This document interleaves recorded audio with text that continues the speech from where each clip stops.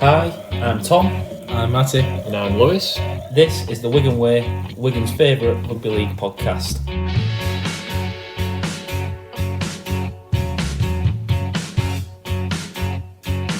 He'll put you in his trap 'cause he's a union man. He's got it all figured out. He won't care what you think 'cause he's a northern man. He's allowed to speak his mind.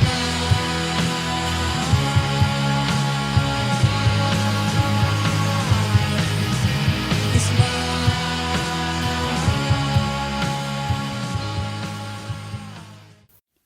The Wigan Way podcast is brought to you by Cherry and White Pins, a local Wigan Warriors themed pin badge company with a variety of Wigan ranges.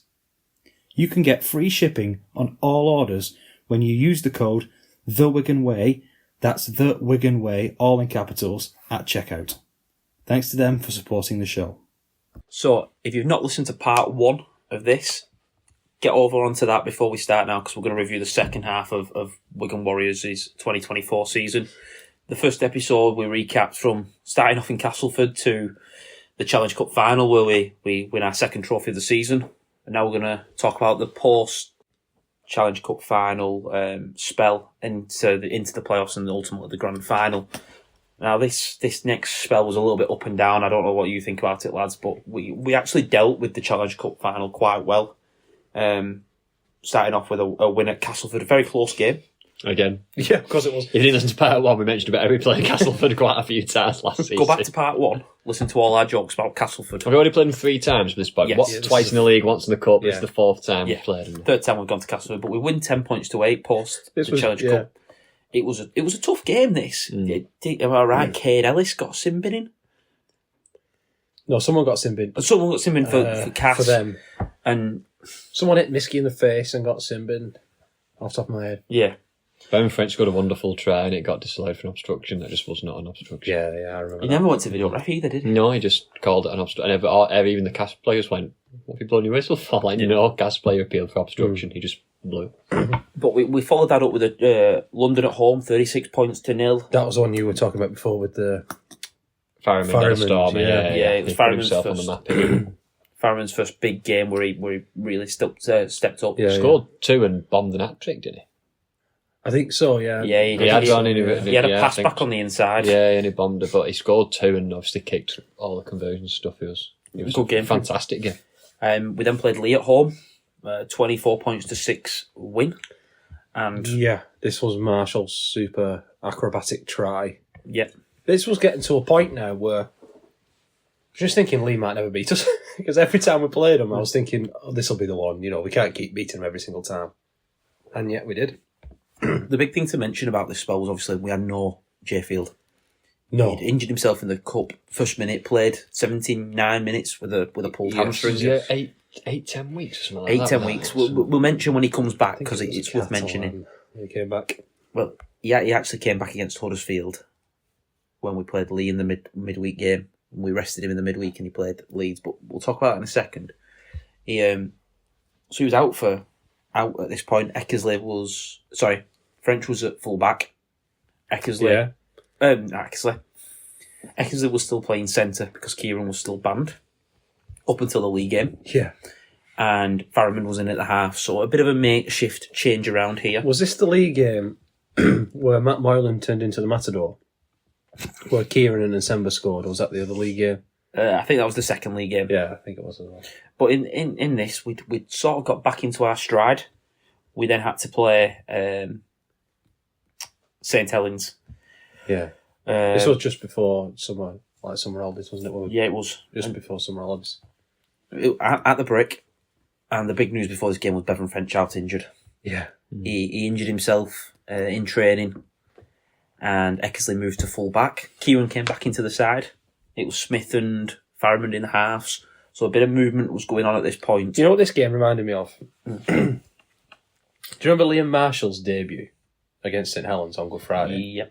Regan Grace also played in that game. And the amount of times that Regan Grace was spoken about compared to Liam Marshall was ridiculous. And yet Liam Marshall scored in the game, won the game, I think. Yeah, he did. And has now gone on to have a better career. Much better career. This was a similar situation with Eckersley and Robertson. Yeah. Where all the column inches were Robertson this, Robertson that. And I did think he had a good game. He had a good game, but Eckersley scored the winning try. Eckersley scored a great try with Eckersley went on to work win off the league. December. Yeah. When December kept the ball alive, didn't he, after a knock on and put Eckersley through. You know, rather than just taking one up. He turned and went back at him and put Eckersley through. Was brilliant. So that was the 4 games post the Challenge Cup final. Things were going well. We'd got through a couple of close games and started to get our momentum back. But we're still missing Field. Still missing French. Now missing French. Kieran had come back into the side. Eckersley had moved to full back. Which, if you ask us, Field and French are the best 2 players in the league. Yeah. Whether or they're not in the top 5, definitely. Well, they're definitely in the top 5. That's what I was going to say. Whether you're a Wigan fan or not, they're definitely in the top 5. Field might be number 5. Yeah. Well, French is number 1, guaranteed. And, there's not many players who are better than Field. So, to miss 2 of the top 5 players in the league, and that's probably a lot of our money, sitting on the bench, to actually get through that period relatively unscathed.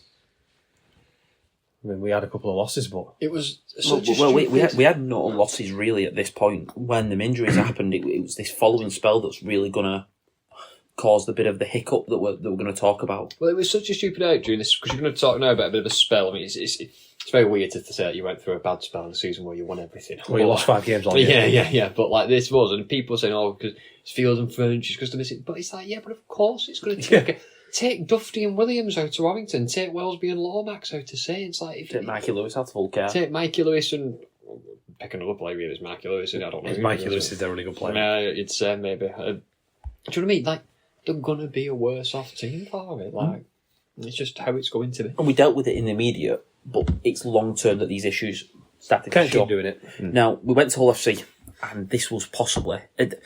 We had worse losses, but this was my most disappointing one, because we threw the ball around, we dropped the ball an awful lot, and we almost nearly won it. And if we'd have won it, it would have covered up. It was like the last 10, 15 minutes, we just kept on, like, we scored and going back to 22, Well, but I think for like the first 70 minutes of this game, and Up to 60 minutes. Awful. Up to 60 minutes, it was 24 points to 4, we were losing. Yeah, we were. And we scored Again, 3 though, converted tries. overreaction.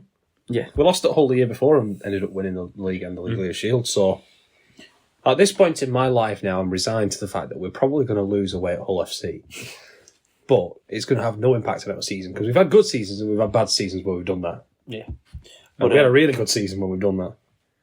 After that, we then followed it up with a loss to Warrington. Now, Warrington came with a point to prove. Obviously, having lost the Challenge Cup, Wigan, we were suffering a little bit with some injuries, probably a little bit of fatigue. Warrington needed a big win. Yeah, and to be fair to Burgess, he'd recognised that this was an opportunity, and he came to our place. It was the first loss at the Brick for how long? It was a long time. I believe 3 years. I think we lost to Catalan at the start of 2023.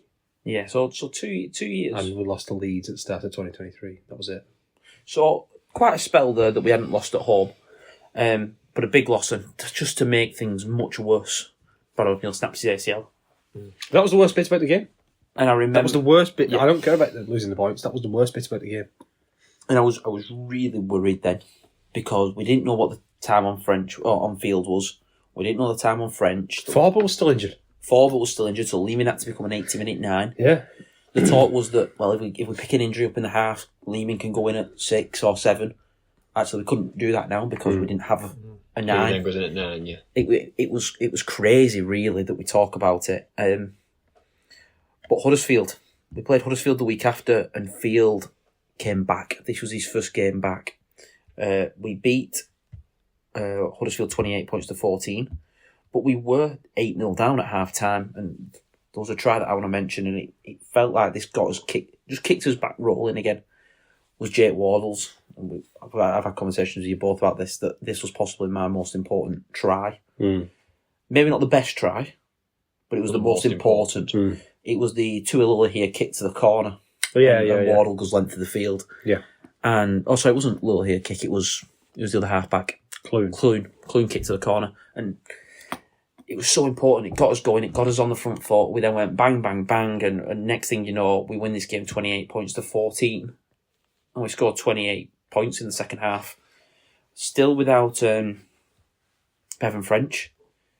And obviously now Brad O'Neill. See, this is again, when you look back on a season, sometimes you forget about this. In a season where we've won everything, for a long period of time, we've been missing our 1, our 6, and our 9. Well, we lost our 1. We're about to lose our 7 for 3 weeks.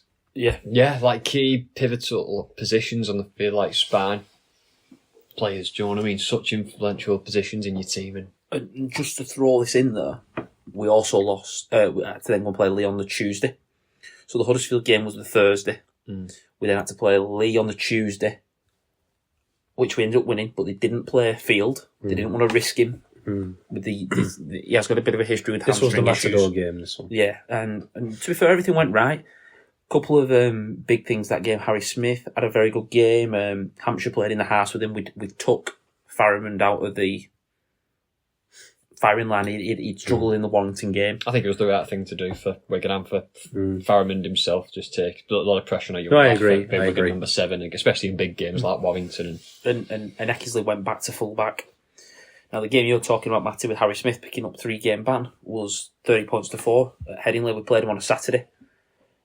So we'd played Huddersfield the Thursday, Lee on the Tuesday, Leeds on the Saturday. Yeah, and if anything, I was more worried about... I thought we'd lose the league game. Yeah. The Tuesday. But we never looked at the races in this game. No, 3 games in 9 days. Was it 3 games in 9 days? 3 games That's in 9 pretty days. difficult, and... It's basically, remember the Easter weekend and everyone hated it? We did our own Easter weekend. But nobody else had done these. No one else did, other than Lee.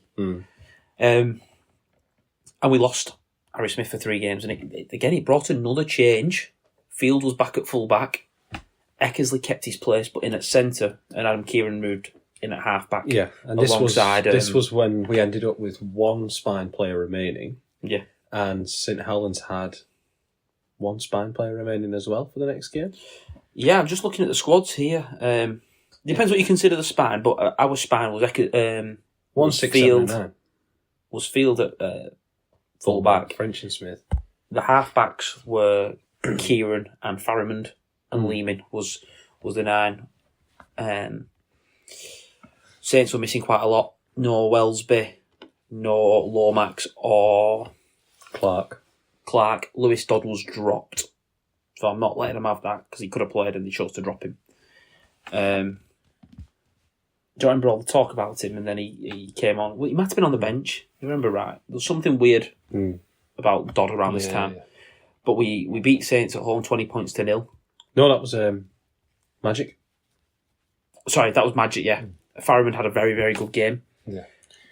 Kicked it for himself and scored, and there was the J Field try save on Matt Whitley. Yeah. And the one thing I want to mention as well was there was another player returned. It was Tom Forbes. Tom Forbes, yeah. Magic Weekend. They always looked at Magic Weekend as when he was going to return. And that was a massive return. It meant that we could spell Liam in. It gave us some options. That was the first game that we'd not had Harry Smith for.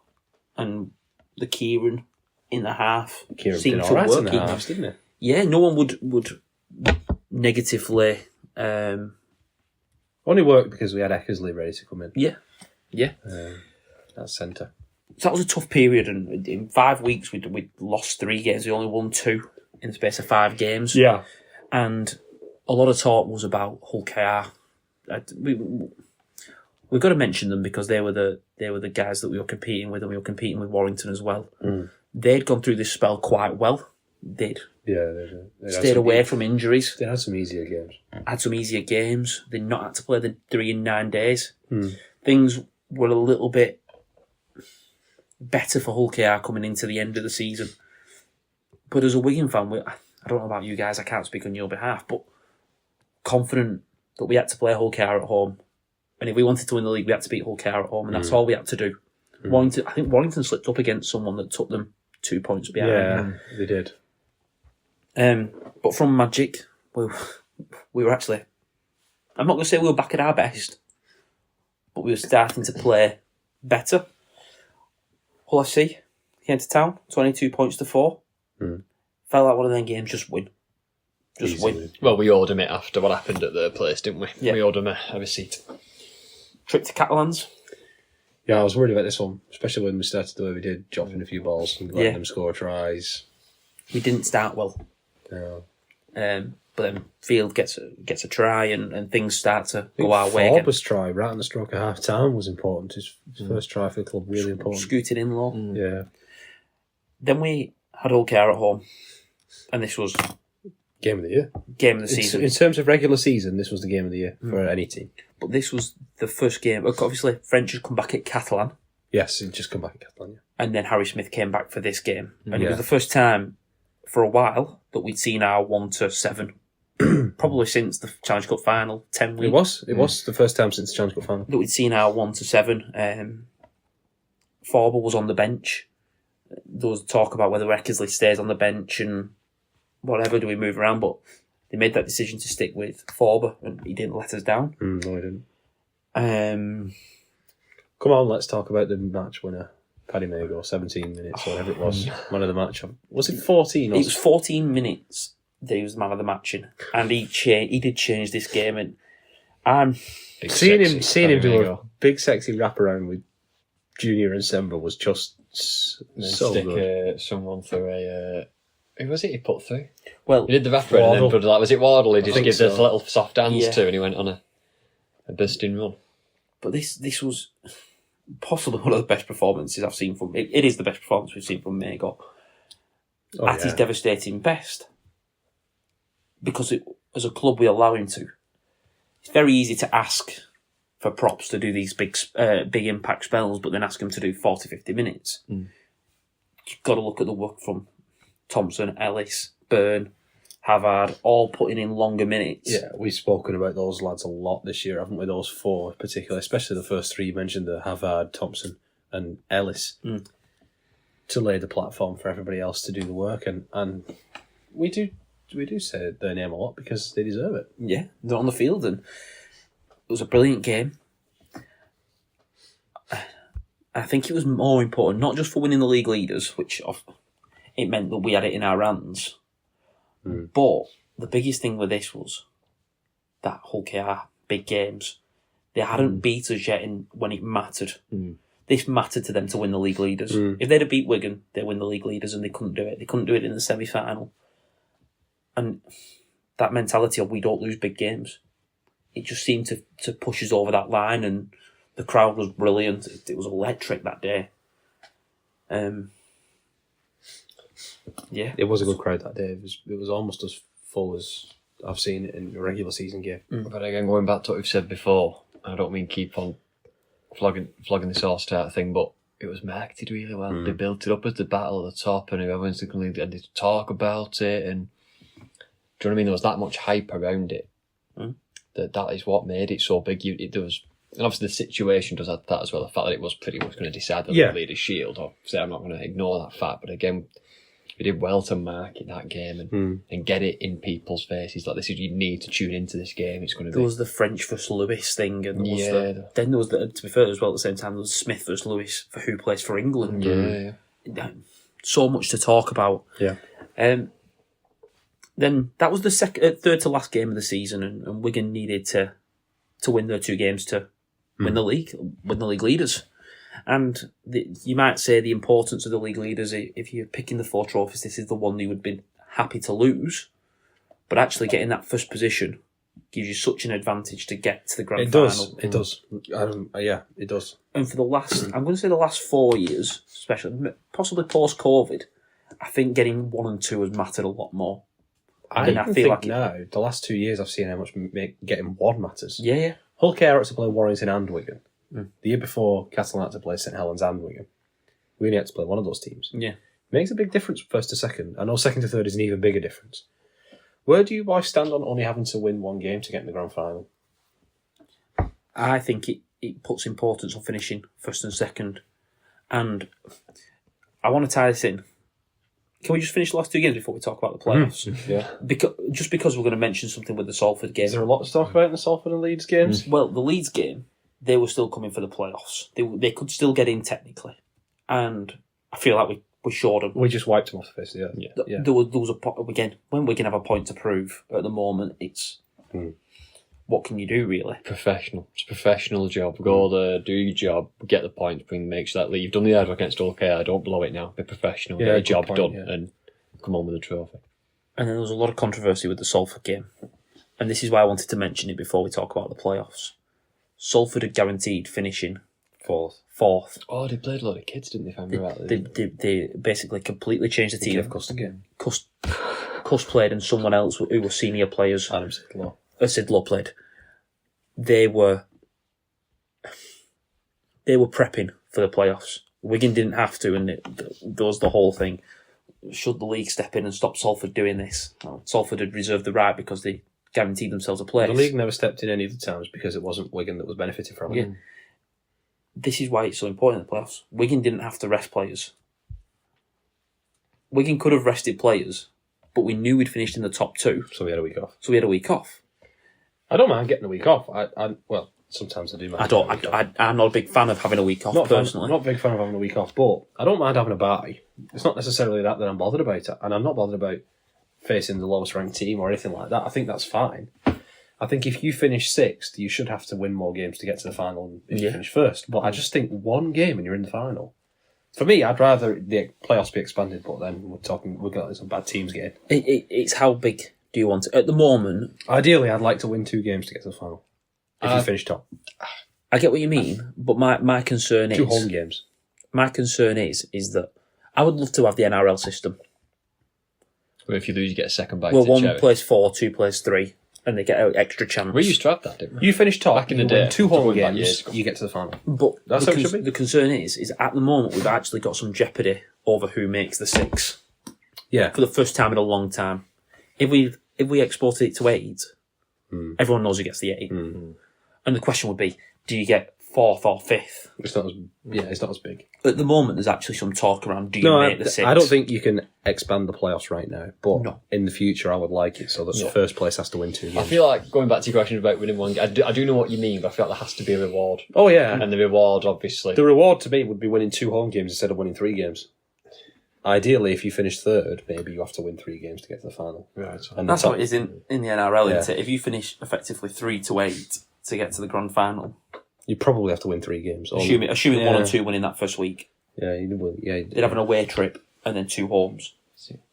So the advantage is the way the league is currently. I think we have to have 6. Yeah, I agree.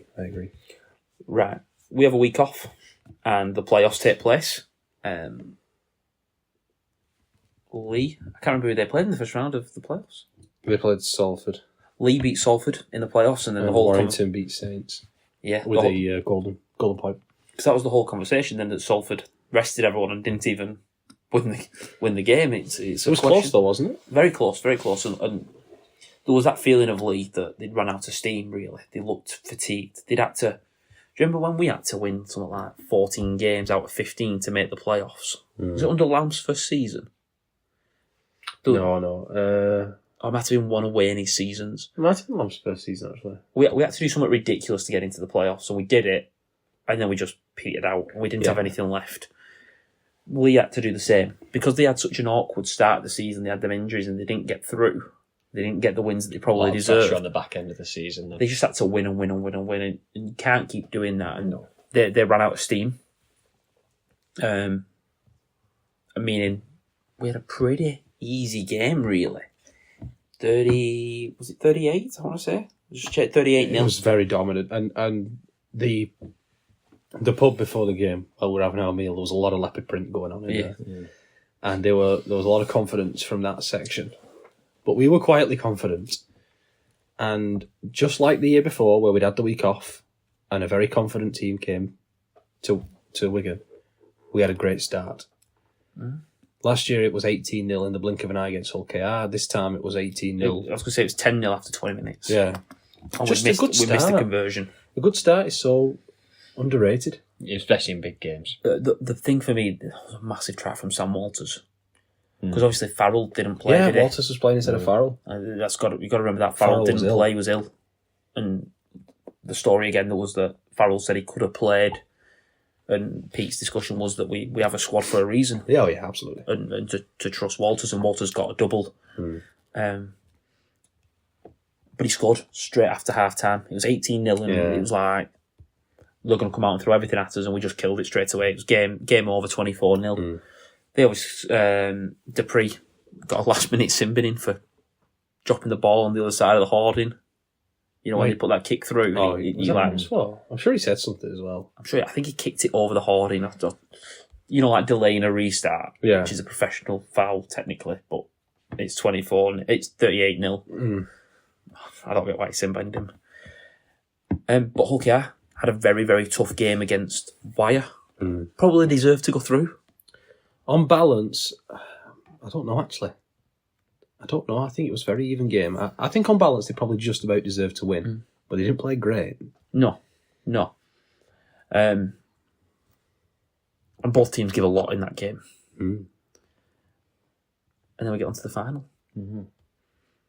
Yeah, the final. I was more confident than I've ever been in any final. Just go before we talk about the game. At what point did it hit you that we could do something really special? Because I know the 4-peat was being talked about. When we beat them at home, the game we spoke about with Mago. Yeah. I think that's when I thought we've got the League Leaders Shield in our grasp. Yeah. We could do something special. Maybe that or the Catalan week before. It was Hull KR, because I was worried about KR. But this game, I was so confident we'd won it. And that's not to sound arrogant or anything like that, because the previous years I wasn't. I just thought we'd got it over Hull KR in the big games. And the only time I ever wavered was about 4 hours before the game. 3 hours maybe before the game. We heard a rumour that Mago wasn't playing because he was ill. And I thought, well, Mago not playing... My first thought was, Mago not playing because he's ill means Walter's on the bench. Walter's on the bench. We don't lose that much. We'll still win. Then I thought, Farrell's been ill. Mago's ill. What if the whole team's ill? You only have to be 5% off in a final. All you have to have is that everybody has a blocked nose, and you've lost the final. That's how much of an impact that can have. You know, if everybody on your team, or half your team even, is a bit under the weather, you're not winning a final. Well, so I was different for you. I'm very weird pre-game. That like the week before, I was adamant we couldn't lose, and then the day before, I start looking at the team, and you go, well, they've got Mikey Lewis and May, and Neville's is a steady fullback, and you go through the team, don't you? And I get a little bit funny then. I had to start thinking about their strengths, and it was only when the teams came out, was it an hour and a half beforehand? Yeah. That I went, they can't beat us. Once I saw Mago was in, I just went, they can't beat us. We're all fine. We're all happy. We're all going to beat these. I was a barrel of nerves. You saw me on the tram into the Wembley. I couldn't move. I was just sat with my head in my hands, like waiting for the team to come out. And as soon as the team was out, I was fine. And it was the same in this. It's a weird feeling for me, because I don't get. You got a bit twitchy before going into the ground, didn't you? Well, that's when I always say it kind of hits me, because like when you're saying about that, you got us on the tram into Wembley or whatever it might be, like. The only time really it kind of hits me is when like I normally see the stadium as I'm walking into or around Old Trafford or Wembley or whatever it might be in a big game. But even then I probably wouldn't describe it as nerves. It's just like the adrenaline hits me. Like I'm just walking up to the grand final and getting in my seat and just like screaming, come on, and like proper like getting into it. And I was just like, I want it to be played now. Not necessarily because I'm nervous. I'm ready. It's a final. Let's get it underway. Let's go. Do you know what did me in this game? Was the rain before the game. When it started belting it down, and I went, it's going to be wet. It's going to be miserable. And I just thought... Grand finals normally are, aren't they? Are, yeah. Thompson. And I started going through my head, Thompson, Ellis, Havard, Dupree, Mago, Byrne. We're going to run over them, and we're going to go down the middle. And that made me more confident. I thought, sometimes we have a habit of going a little bit too sideways and trying to play. And as soon as it started raining, I just thought, we're going to run through them. And then you see all the things... And it's only because you win that you point it out, but walking off before the game, Wigan were just in the zone. Didn't look at anything, just walked straight down the tunnel. We walked into the stadium to start focused, laser focused, and they weren't. But then when we came out for the second half, every single player took a moment to look up at the crowd. I thought, I wonder if Pete sent them out there with a message. Go and do it for them. Go and look at who you're doing it for. Yeah, those are the people who were there at Castleford getting tipping rain on them all day. They're the people who are going to be at Oldham in the new year and at Leeds in the new year, whatever. Those are the people who are going to be travelling the distance. Where was it to? Mumbai. Yeah. That our mates travelled if they went to every game. They've travelled the distance of Wigan to Dubai. That's what you're doing it for. That's the reason you run up them sand dunes in wherever. Absolutely, of course it is. You want to get to a final. I've just never, like I said, never felt as confident. I never felt as confident in Bevan French when he made that break. I just thought there's no way Evans is going to tackle him. Yeah, he'll first score. of all. He'll score. And He's going to have an impact on his game, wasn't it? That's why I bought it. And I will be honest, I did get a little bit of nerves when the Marshall try got disallowed. I thought, is it going to be one of them days? And then Jake Wardle dropping that ball. Would have been one of the all-time great tries in grand final history. And if he scored the exact same try in this year's grand final, it would stand. Not that it should have done. I don't say it should have done. But No. By the rules, it was offside. But so I just remember them two and going, oh no, they're going to get a chance here and something's going to go wrong. But things like Harry Smith just so coolly dropping that goal at 7 points to 2. so It's 7 points to 0, sorry. Clever. We just went through a whole final without conceding a try. We went through the whole final last year without conceding a try. We conceded 1 in the Challenge Cup final, 2 against Penrith.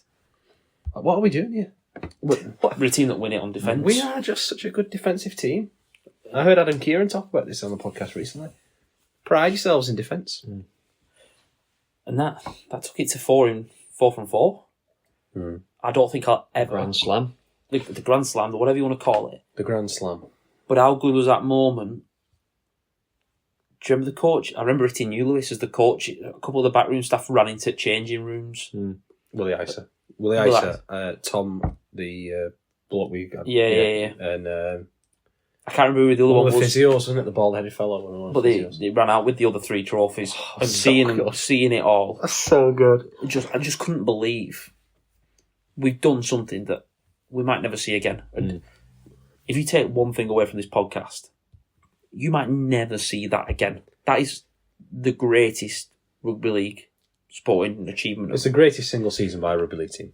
Yeah. Ever. And forget that we'd already won 2 trophies beforehand, so it's actually 6 in 6.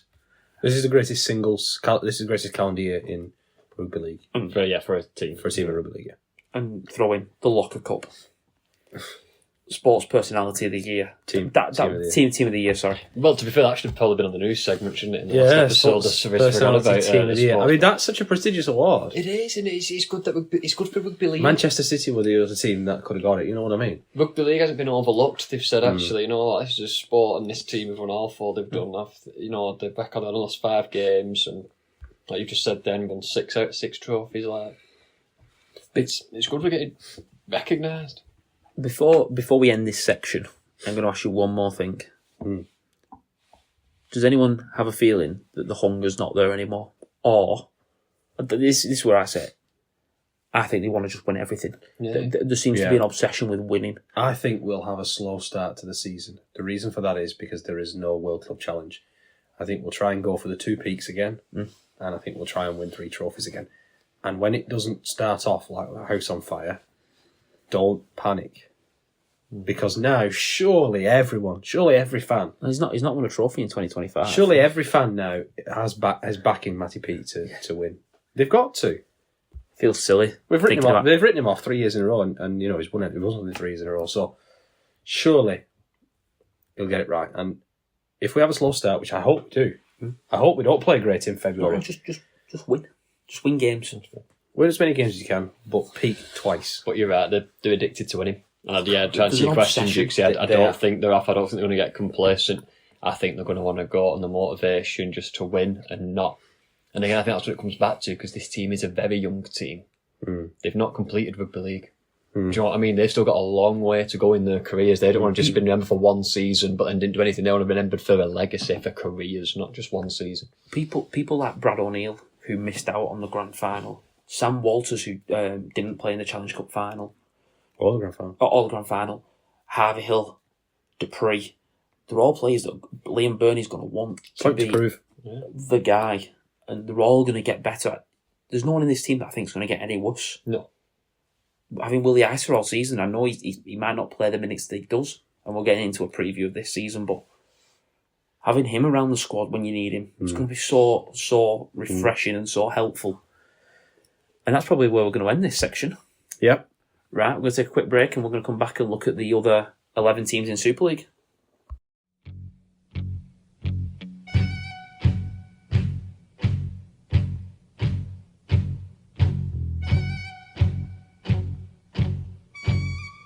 Right, so we're now going to have a little bit of a talk about the rest of Super League, because obviously it is a Wigan podcast, but there's a lot going on and we do our predictions.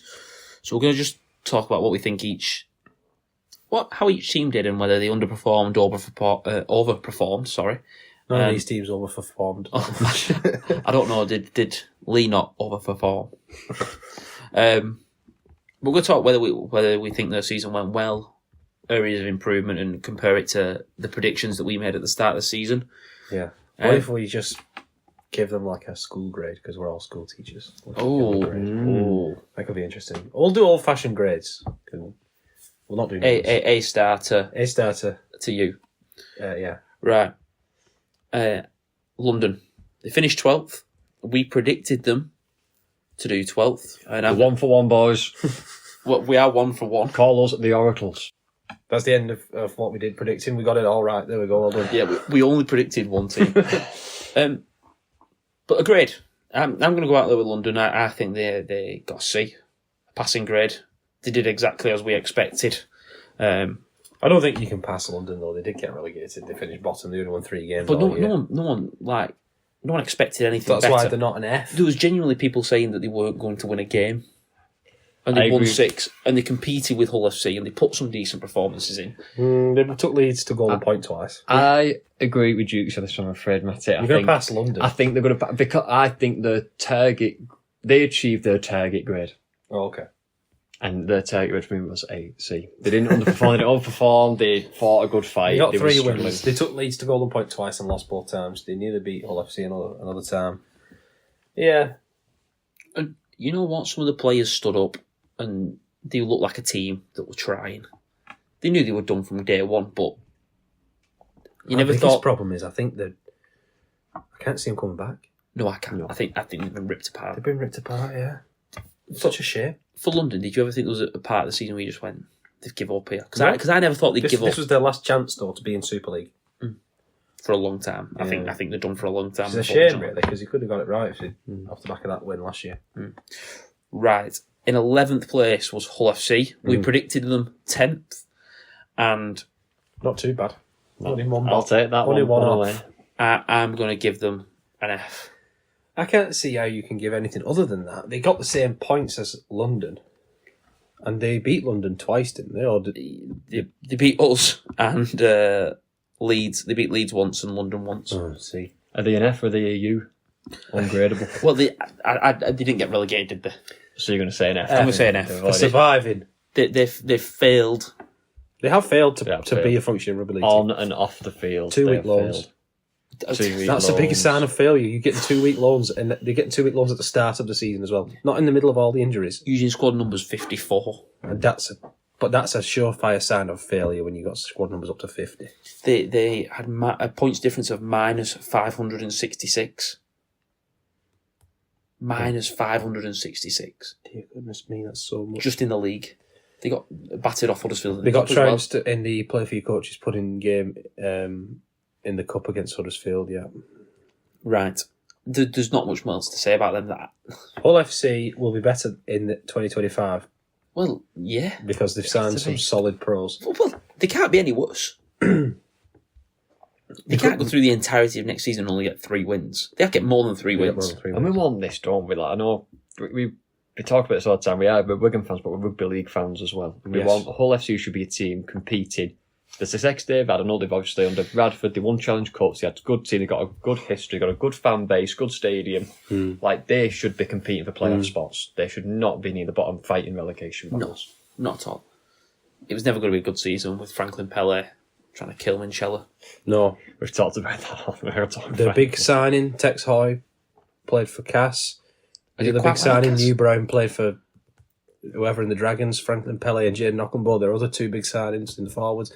They played for Bradford. It's an F in the transfer market. Absolutely an F in the transfer Well, I think market. it's a you, mate. I think the whole FC fans would say some words starting with F about the transfer business, but yeah, not really a good season for Hull FC. Not at all. So we predicted them to finish 10th. They finished 11th and they get a grade F from us. Yeah. Now, we got these two teams mixed the wrong way around. Castleford finished 10th. They were bidding no man's land. They were 5 points off 9th and they were 9 points clear of 11th Hull FC. We predicted them to finish 11th. Lingard, we saw some improvement from this team. Very, very poor start. Started to improve towards the end of the season, but now they've gone and got rid of Lingard, and I don't really want to. Are we diving into next season? I think we could mention it, but we'll do something closer to the time about what we expect I from don't want to go off track. Because they've Danny Mags. brought Maguire in. Yeah. They've brought a few changes in, but they've also lost quite a few. This could be a strange season for them. I think the very fact that they were 9 points off the bottom tells me that it was a much better season than 2023. Well, they were 2 points off the bottom. How many points did they get, though, in 2023? I believe it was 8 or 10. So in 2023, they got 12. Oh, they got 12.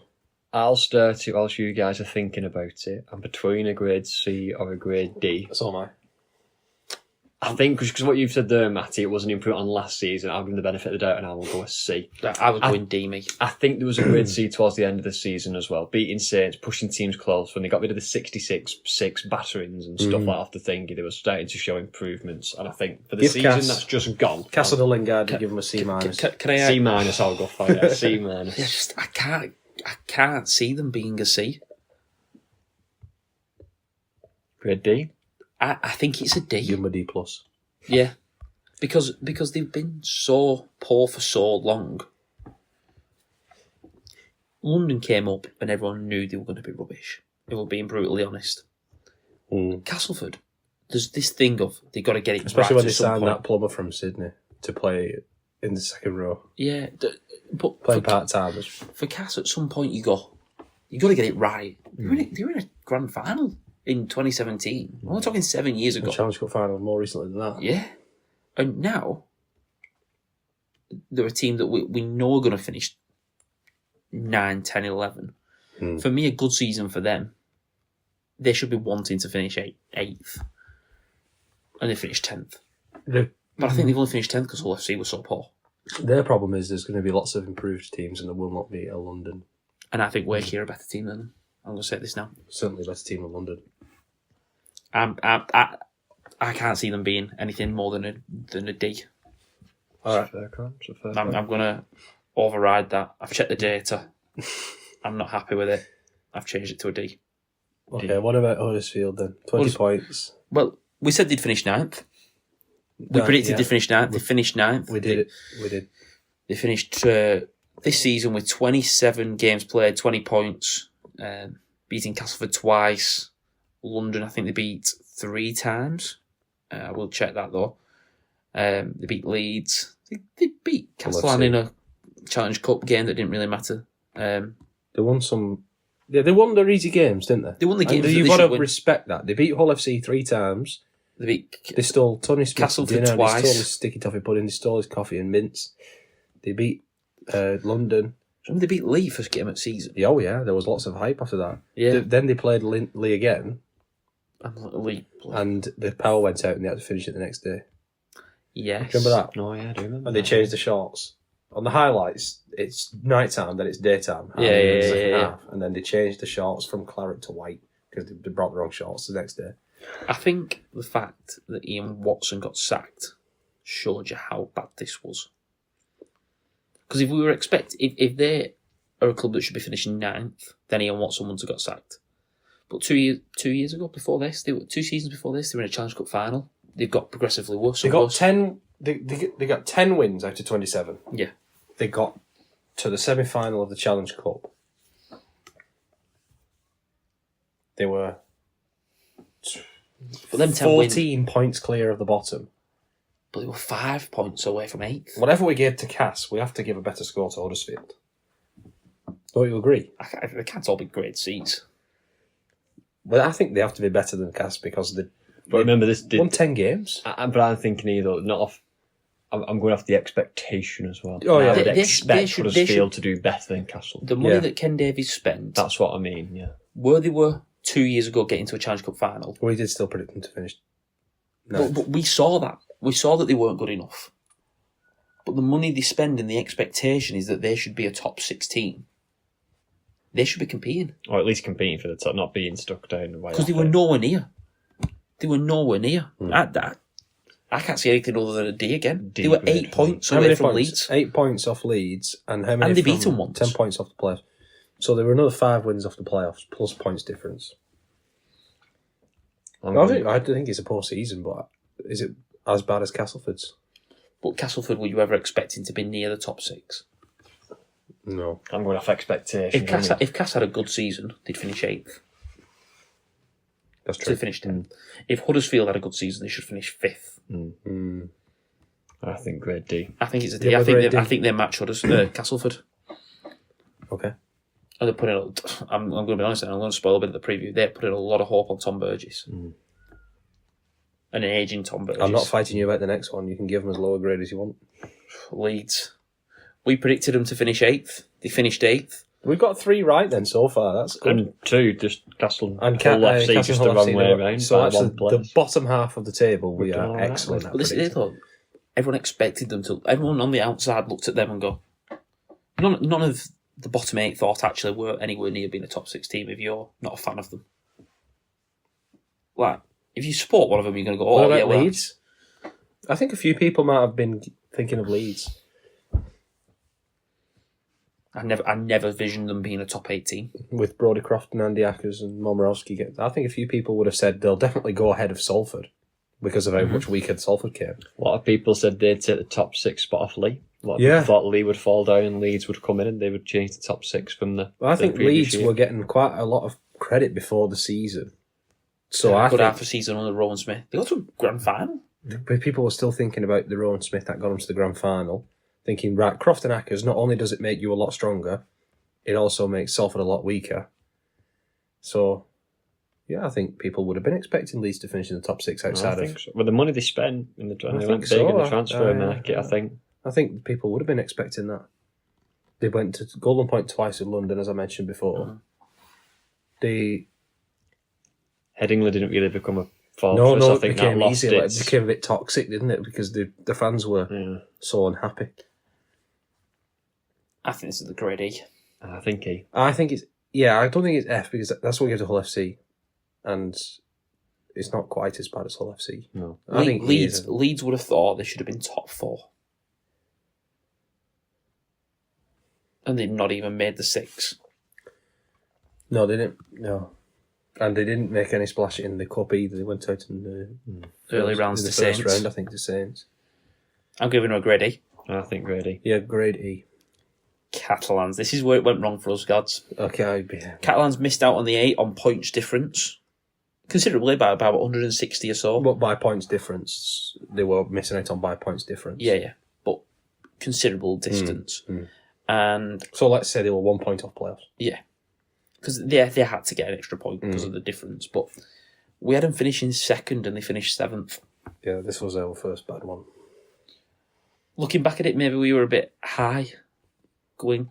We were, Lewis, you had Catalan law. I did, yeah. Yeah, we sort of talked you up because we did a joint one, I should say. These predictions were joint. So Not to say Lewis was perfect because he got Salford wrong, but I did, yeah. but yours was, you were right on Catalan. You saw them I falling. thought when Tompkins going, Mitch Pearce, I didn't think they'd be able to go around. It would be quite problematic. Obviously, they had a lot of issues this season, didn't they, with the 3 players that sort of getting derailed. the sacking Yeah, and that was- stuff, which would have been, obviously...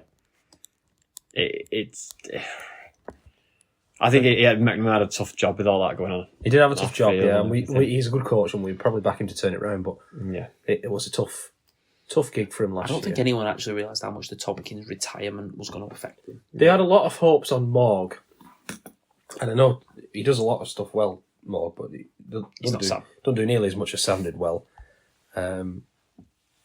So he had a tough season for Catalan, but again, 1 point off the playoffs. 1 point off the playoffs, really. Well, not even 1 point, just points difference off the playoffs. I don't think you can... From a grand final, though, From a to grand not making final, the playoffs. but think about hype going into the season. Leeds was up there.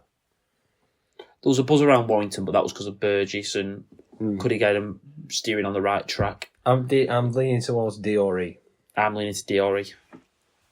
I think D. I think E's a bit harsh. I don't think it's as bad as Leeds. No, they're having a D-. Must put more effort in. Okay, D-. Must not go to parties before games. D-, please come and see me about this. Yes. Piece of work is what they would get on this. But we're expecting better. Yeah. Now, we're going into the playoff teams, the teams that made the playoffs and survived. Obviously, in 6th place was Saints. They played Warrington in the first. Over Catalans. They played Warrington in the first game of the playoffs. They went out in, was it Golden Point or just short of Golden Point? I can't remember. Golden Point. We had a fight back. We predicted them to finish 3rd. Yeah, we did. They dealt with their injuries not as well as we did. That's what it is. Because they had bad injuries like we did, but they just didn't have as much. They didn't have the backups that we had, I don't think. I don't think the squad depth's great. No. We've had this conversation many times in private and on the podcast. Where do you think, as a Saints fan at the start of the season, bear in mind, they sort of whimpered out of the playoffs last season. Yeah. Well, there was a bit of... Well, the Golden Point. Or was it Golden Point, or was it just before? They were definitely... You could tell they were on the decline from what they'd been previously. Well, they lost Roby. We mustn't forget that, you know. They lost Roby. Lewis was talking about losing Pierce and Tompkins. Losing but Roby brought in the best replacement. They did bring in a good 9, and he played well, Clark, to be fair. I think, they had a lot of injuries. They didn't have the backups to be able to compete. Is it an expectation? What's the expected result for them? They're expected to get top 6. They're expected to finish in the... I would say top 4. Yeah, probably just about top 4. They're expected to win things. St. Helens as a club. Kyle Amell said it when he was doing commentary for Sky. He said this club only looks one way, it looks all. So let's not. I know they had the injuries, but they still had a lot of players. Jack Wellsby, Dodd, Lomax. Again, I think it's... If we're going grade right, thinking about the grade here, which I'm thinking about, I think that's got to... The grade has to reflect that. They've not done well in terms of managing the contracts, the young players coming through, make sure they have that depth. They put all the money into 1 to 13, and then when they've got injuries, try to say, oh, I've got injuries. Well, every team gets injuries. That's why you could have good squad. If you're a top team, you would think about that, and you'd make sure your business is sorted off the field and with your transfers to make sure you've got that. They're sticking with Wellens, giving him time. Yeah. What did we give Catalan? A D? D-? D-. I'd give them They just scraped a D. D. Flat D, yeah. Straight away, just a normal D. They need some more revision. I think sticking Norway Wellens and bringing in Breers, and I said it before in the previous segment, episode, whatever you want to call it. But yeah, I think they've got to do better with him. They'll do better with Breers. I think so. I want to say something here. Again, I'm steering forward into predictions and whatever. Must be difficult for Wellens now, having Breers, who potentially is a head coach in waiting. Well, if they have a few bad results, the fans will be wanting Breers. Yeah. Whether Breers wants it or not, the fans will. The talk was that he didn't want to be a head coach. A lot of the talk, but it's going to bring an added pressure to Wellens himself. Let's wait and see. Right. In 5th was Lee. As a team vote, we ended up saying Lee were 5th. We had Lee 5th. We had that one right. Is that 4 correct out of 8? 4 correct, and we had them 2 near the bottom. Just 1 flipped with Cassim. So not too bad. So we've not done too bad. There's 2 ways we can talk about this. Where Lee finished overall in the season, obviously they got through the first round of the playoffs, got beat by Wigan in the semi-final. Yeah. I think everyone predicted that they were going to fall off. Maybe not. I'm not saying relegation was ever a consideration. Except Dirk Beaumont with his humble pie. Well, yeah. No, but I think, to be honest, they've come through the championship, winning everything. But then they've come up and they've not yo-yoed. They've finished 5th both times. Yeah. Then they've won the Challenge Cup in that time as well. And do you know what?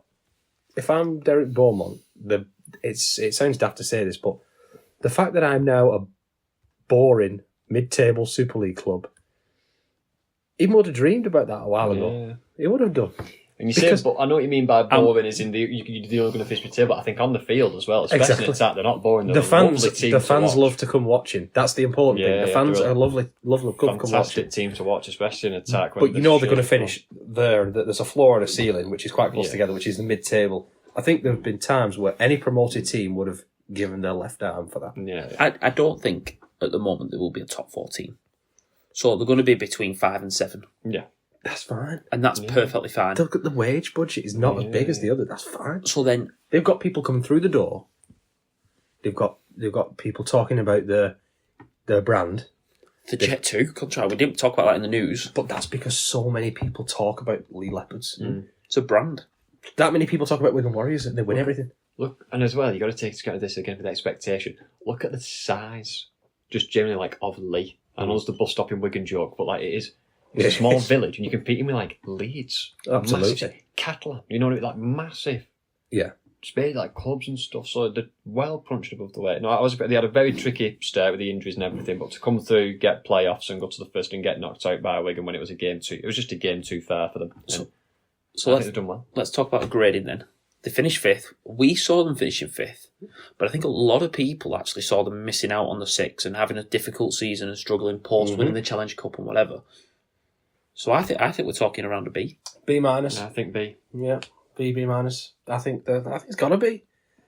I think they've had another good season. They've built on 2023. They've had another good season. And I tell you what, Lee will be thinking, will have been thinking, looking back, when you do your end of season review, if we'd have got that better start and we hadn't picked up the injuries early on. They did have a bad start. They lost to Pape for about 10 weeks. He's so important to them. He's really, really important to them. If you don't have him or Lamb, they're really in trouble. But they had a terrible start. They played a lot of tough teams. I just want to recap the start of the season. They lost to Huddersfield, lost to Saints, lost to Leeds, then beat Hull FC, won the cup, lost to Salford, then lost to us, lost to Wire. So they only had one win from the first 7 games. Yeah. So they've won. How many is that? Sorry, they ended up with 15 wins. 15 wins out of 27. So they won Not 14 out of the last 20. Yeah. They had to. They had to. Like I said, it was a game too far, wasn't it? At the end, they got knackered, and that's why they didn't really put up a showing in the playoffs. But it was just a game too far. Anybody who wins 14 games out of 20 is a serious. 14 out of 20, and they lost 2 of them to Wigan. Yeah. Yeah. So they won 14 out of 18. So phenomenal record. anyone does that, they're a serious team. Are we actually underselling them here as a B? No, I think B just because they needed that 14 out of 18 because they got themselves of the poor start. they got themselves into a position where they needed I think that. if they got maybe 4th, or they went a bit further on in the cup, Yeah. would then possibly push them up to an A. But They lost to Hull Care in the cup. I think B. Fair enough, I think. I think that's fair enough. Right. In 4th, Salford. Now, we backed Salford to just miss out on the playoffs. So I think that immediately, that says they're at least a grade B. Oh, yeah, because, I mean, when They punch above the weight. I can't remember, it might have it was me or maybe a couple of us, but in individual tables we did, when we saw the squad numbers announced Yes. as a pre-season, we just said there is no depth. It got to the point where when we did that pre-season thing, which was just a few weeks before the season, they hadn't even announced their squad numbers because they were so worried about their squad. And I think we said Paul Willer's got his backs against the wall. And then bringing Nofaluma in and then leaving. That was the problem. There was a big swing over Nofaluma and it didn't work, but they had to make that move. But you could say they benefited from the thing at Catalan bringing Nicarima in. Yeah. So Swings and roundabouts. swings and roundabouts. And They started off the season with poor squad depth. They're going to start next season off with poor squad depth. Having said all that, they overachieved by getting 16 wins. And then and tossing 2 games off to Wigan. they lost to us 3 times. No, they only tossed 1 off to us. Yeah, sorry. Yeah, they lost to us 3 times, but only one of them they should have won. But then again, they played the best team in the league 3 times. So if you ignore the 3 games to Wigan, they won 16 out of 23. Out of 24. I think I'll put them at the same grade as Lee. B grade. I think so. They were sort of tight in that pack as well, weren't they? They weren't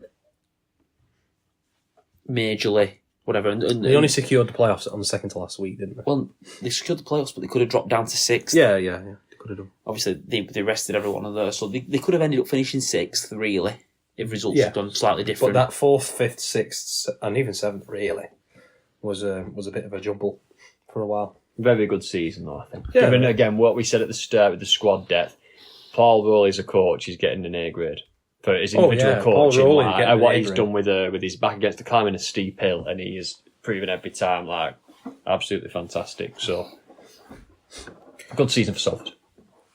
Yes. In third, Warrington, they missed out on a week off in the playoffs. They beat Saints in the first game and lose to Hull KR.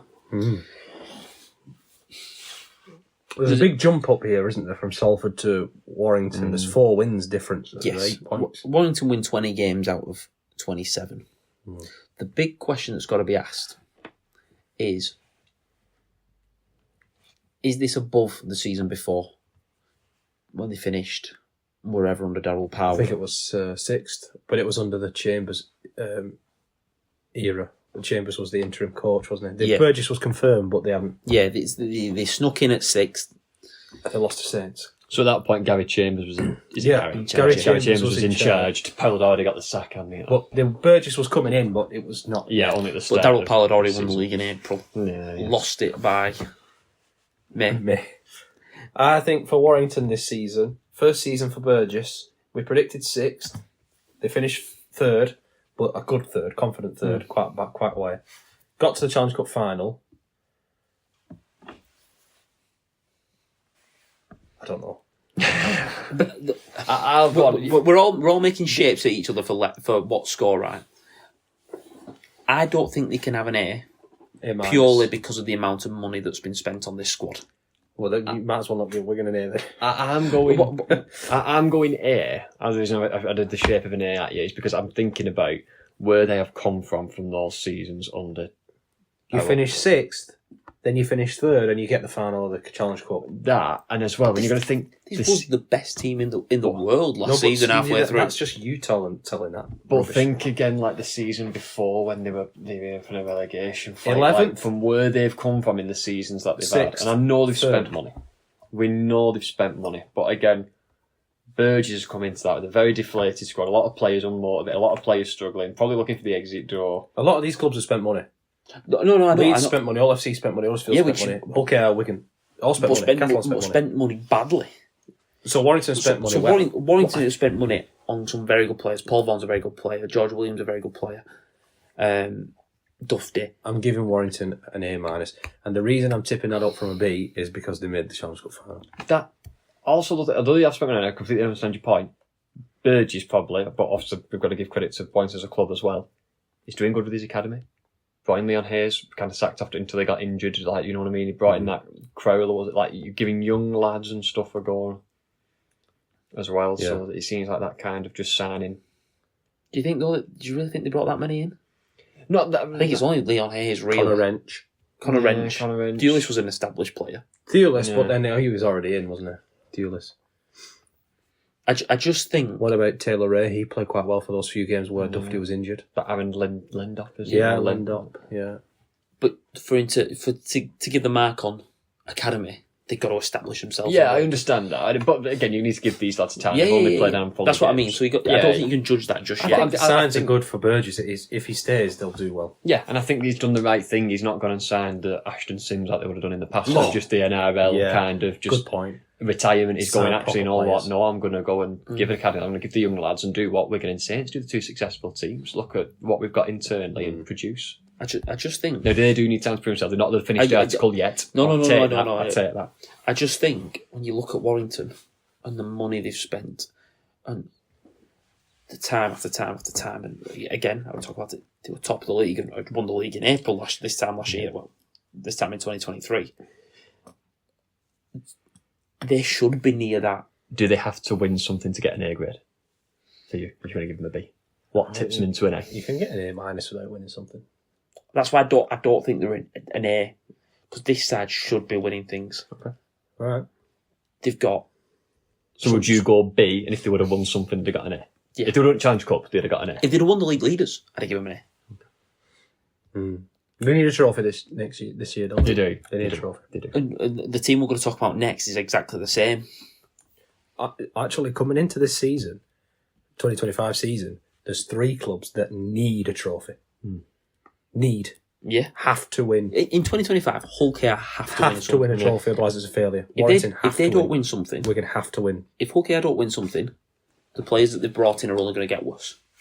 When you talk about Jared and Mickey and all them, they are players that you bring in to win now. Reece Martin's not going to get any better. Warrington, there's this eminent feeling that he's going to leave at some point. This is your window. Win while he's here. Wigan, it's just an expectation to win. Well, especially this You time. even put Saints in that Saints category on and- the same thing for Saints Wigan. and It's the have to win. expectation. They must win. So, Especially when they're in a season with an empty trophy. The only cabinet club, last the season. only club now who aren't in that were last year is Catalan. yeah, Yeah. Catalan will be building in again. 2024 they had to win. They didn't, so they'll have to rebuild. Do you think they brought Burgess in? Just thinking, we don't think we can win anything. I think they brought Burgess in. Internally, do you think they thought they should be winning something? I think they brought him in the same way that Matty Peake was brought in. Let's have a 3-year rebuild. Let's set the culture right. Let's win a cup. Let's maybe look at winning the league in Let's third year. get a coach who the players want to play for. Yeah. I think was a big thing for him. When you see like the videos of him with Can't limit is it that. Matty Nicholson, he gives him, and I think Nicholson apologised for something. He's just about to go onto the field, and he goes, "Hey, no, I love you. Go on, Tappy, win this game for me. Go on." And I love seeing those things like coach-player interactions and stuff. And you can tell when the players speak about him, they know that back in his playing day, he'd run through a brick wall for his club, for his teammates. We want to do it for I fully agree. I'm just thinking when you're judging someone off what their target is, we didn't expect them to finish third. So off our expectations, they've done better. Yes. Yeah. Internally, what do you think they wanted? And I think they wanted something. I think they'll be Warrington pleased. Yeah, Warrington want to win something. I don't know. I think, a bit like when we got the Challenge Cup under Peter at Tottenham, and we said that should probably come too soon in the plan. I think if they'd have won a trophy this season, that'd have been the same. They'd have gone, it's nice, but it's come a bit too early. I agree. I think this season coming up is the big one for him. I agree. And when you say a bit too early, you don't mean that it's a bad thing that you've wanted. I think you're just earlier than you expected. Yeah, earlier than expected. We was building, and during the building phase, we've actually gone to win something. Because a bit you can like win, we did under Pete with because the you can win Challenge that Cup. with 4 wins. Yeah. And that's the thing about the Challenge Cup. No. The problem with that then is that there's now 3 teams that have rebuilt to a point where they need to win now. So that's again, why this it's is interesting. Saints and Leeds should always be winning. Yeah. This is a good thing about the league. We want 6 teams competing for trophies. There's We don't want 2 I was teams. going to say there's effectively 5 teams who think they should be winning something. KR and Hull KR. KR and Warrington will be thinking we have to win something soon. Yeah. Wigan will be thinking we have to keep winning everything. With the squad we've got, we have to keep winning everything. Saints will spend every season thinking we should be winning things. And realistically, Leeds should be. Leeds might be in the position Warrington were. We'd think, okay, maybe in 12 months. Yeah. But if we're being honest about Leeds, they should be thinking every year, we're Leeds, we're the biggest club, the biggest catchment area. They should be winning things every year. So there's always going to be some disappointed teams. Yeah. What are we saying then?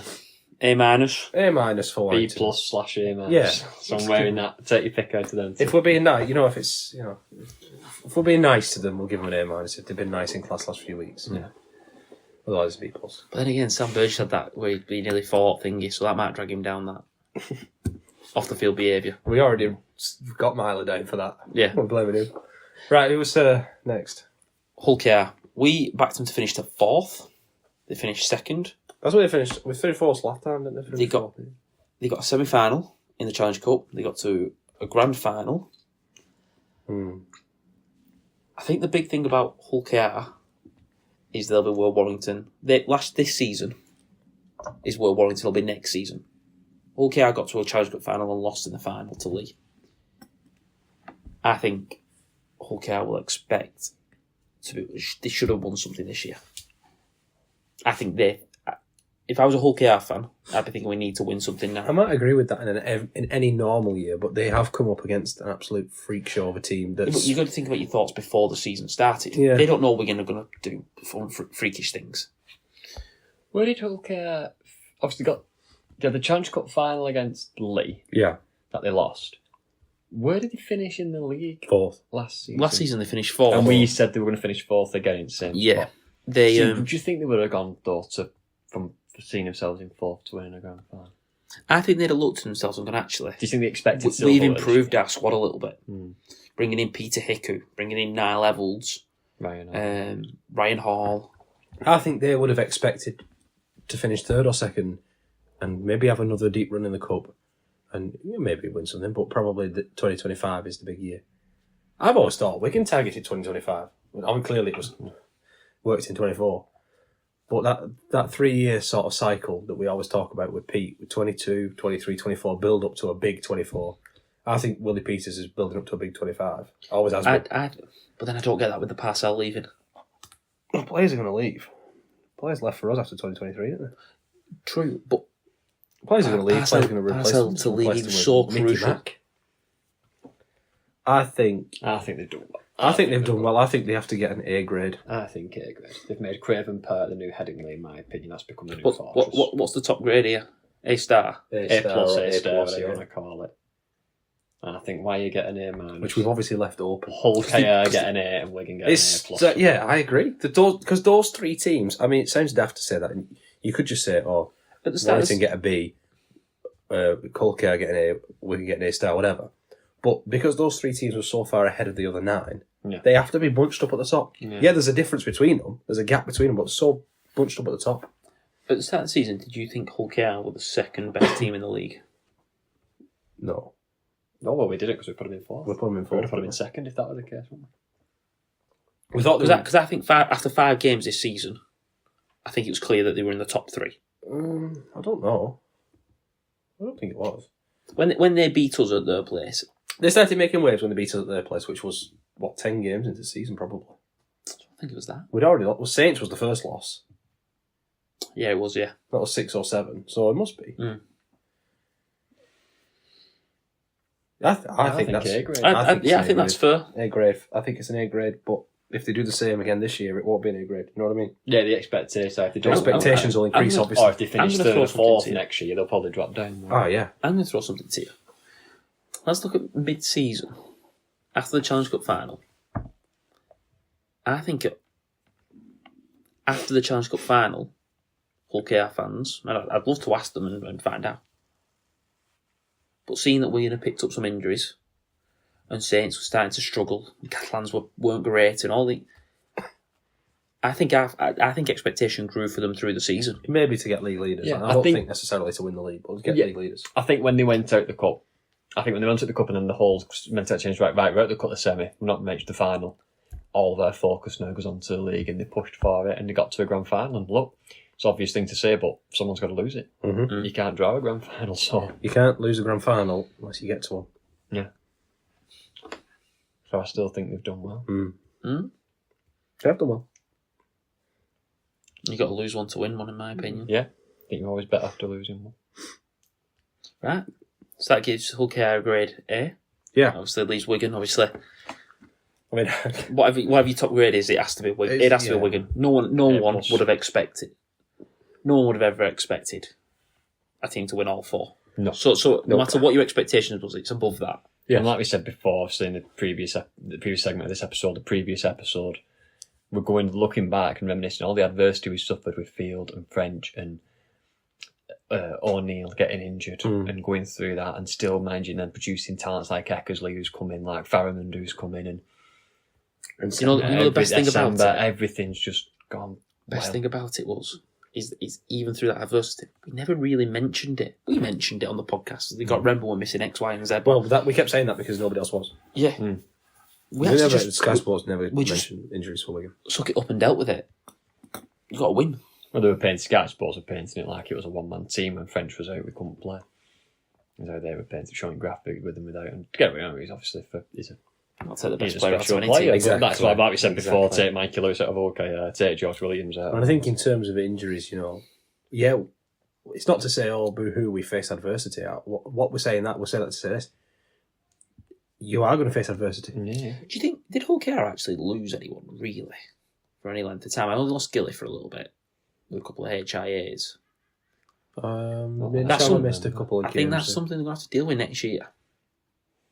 Yeah. Because they had a pretty injury-free season. Sorry to bring it back to Hull KR, but I just thought No, about but I it. get what you mean. They had a Mikey Lewis gets injured next season. He's out for 8 games. What well, do they do? yeah, and then people will say, "Oh, well, it's all because Mikey Lewis is injured." Well, that's the same as Brevin French being injured. Exactly.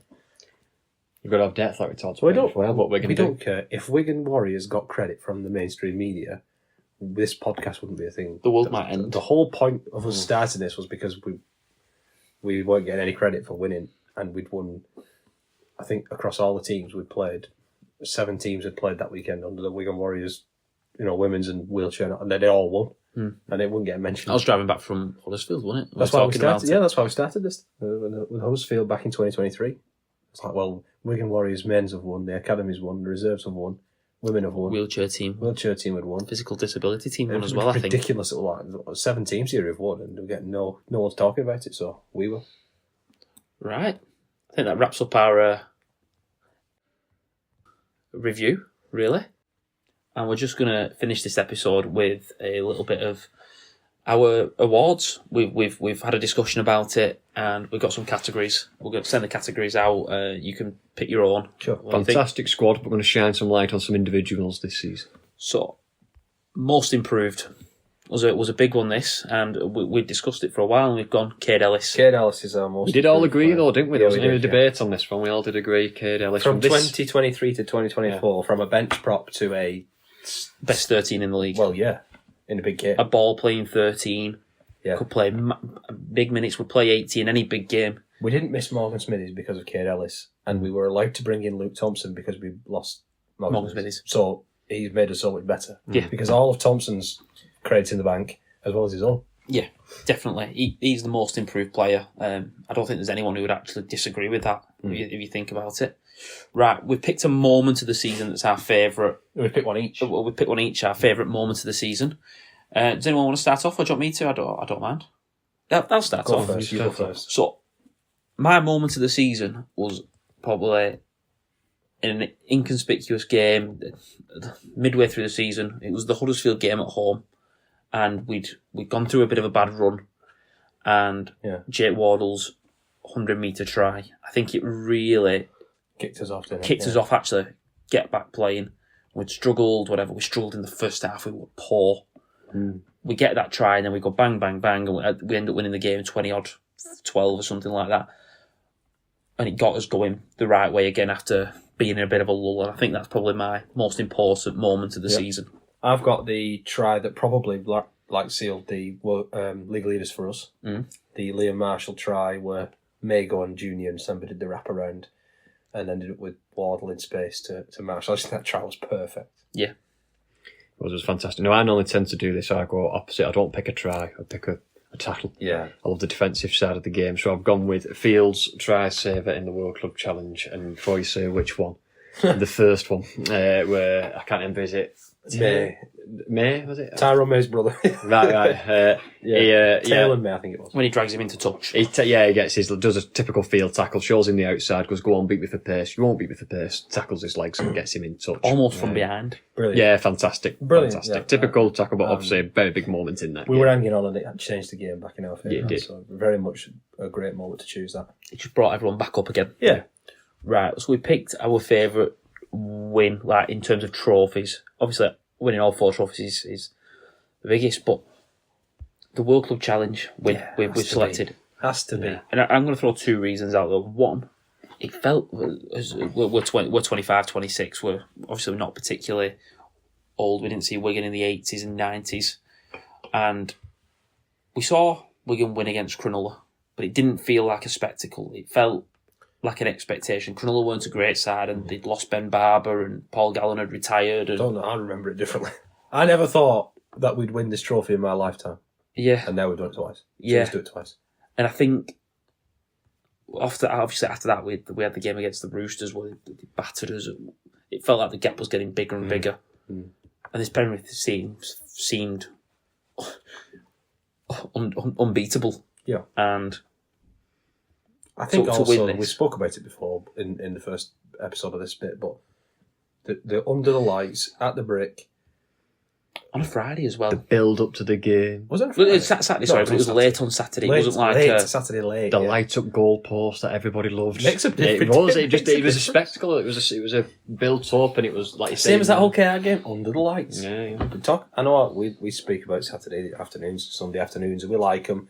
And those Friday nights in the mid-season where It's nice weather. Nice weather. You can wear some shorts till about 10 o'clock at night. But these under the lights games, It's a bit cold as well. Something special about It was it. like games when it's a bit cold. It's cold against Penrith. There's something special about that. Yeah. Right. We picked a try of the season.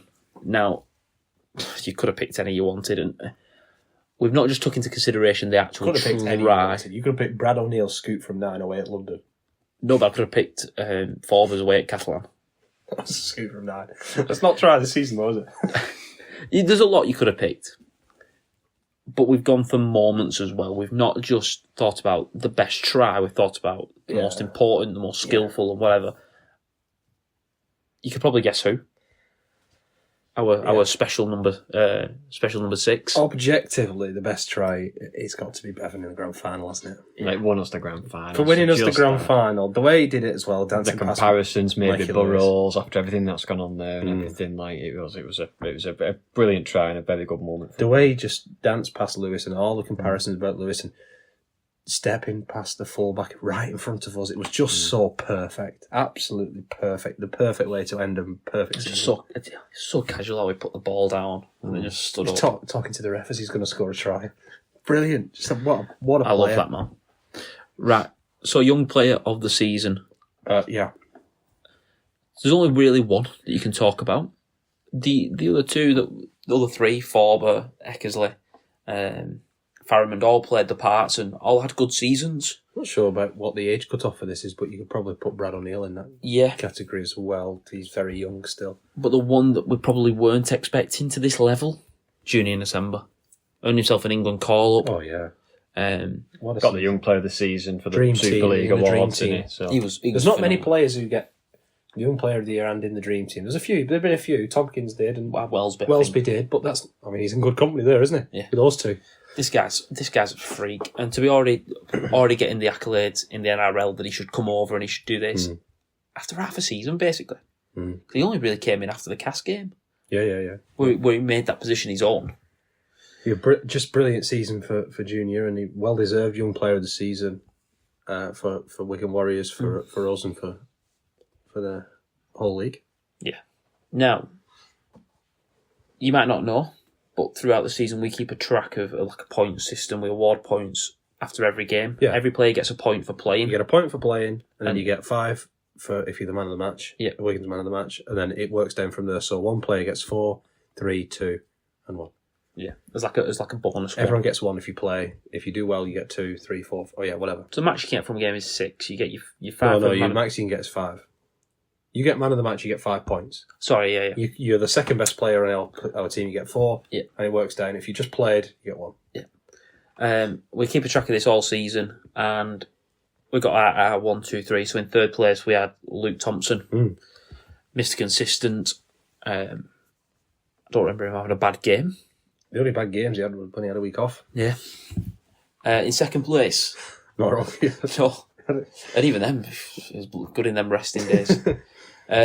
In second place, and most people will expect this guy to finish top, but unfortunately he did miss about 8 games and missed a couple of games where he was rested early on in the season.